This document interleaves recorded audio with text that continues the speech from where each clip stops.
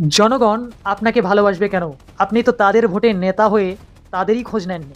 ৫ টা বছর তাদের সাথে কোনো সম্পর্ক নেই। আর আপনি ভোটের সময় আসছেন তাদের খবর নিতে। তাহলে কেন আপনাকে জনগণ ভালোবাসবে? তাদের সুখে-দুঃখে আপনি আসেননি, তাদের যেগুলো প্রয়োজন সেগুলো আপনি তুলে ধরেননি পার্লামেন্টে, তাহলে আপনাকে ভালোবাসবে?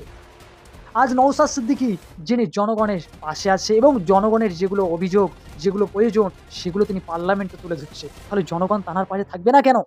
থাকবে না কেন? চলুন দেখে আসি জনগণ আইএসএফের নেতা নওশাদ সিদ্দিকীকে নিয়ে কি বলছে। চলুন ভিডিওটা দেখে আসি। বেশি পরিমাণে শেয়ার করে আমাদের পাশে থাকবেন। এই ভাইজান আসতে যাবি, এই যাবো বলিস কখন আসবে, এটাই আছে ভালোবাসা। আর নওশাদ সিদ্দিকী আবেগ একটাই কারণ, সত্যের প্রতীক। একদম সত্য, যেখানে সত্য সেখানে নওশাদ, যেখানে তোলাবাজি হয়, যেখানে জুলুম চলে, যেখানে অত্যাচার হয় সেখানে নওশাদ যায়, গিয়ে তাদের বিরুদ্ধে কথা বলে। এই জন্য নওশাদ সিদ্দিকী সবাই ফেমাস। আর যারা বলছেন যে কি উন্নতি করেছে, এই চুটকো নেতাদের আমি একটা উদ্দেশ্য বলি, যে উন্নতি করেছে, যে টাকাটা দিয়েছে সেটা দিয়েছে দিদি। যে উন্নতির টাকাটা 7 কোটি কি 8 কোটি টাকা দিয়েছে দিদি। এই দিদি একবার খোঁজটা নিয়ে যে নওশাদ সিদ্দিকী আপনি কত টাকা উন্নতি করেছেন, আমার বিলটা দিয়ে দিন। উন্নতি করতে দিচ্ছে না শাসক দল, আবার এরাই বলছে কি উন্নতি করেছে।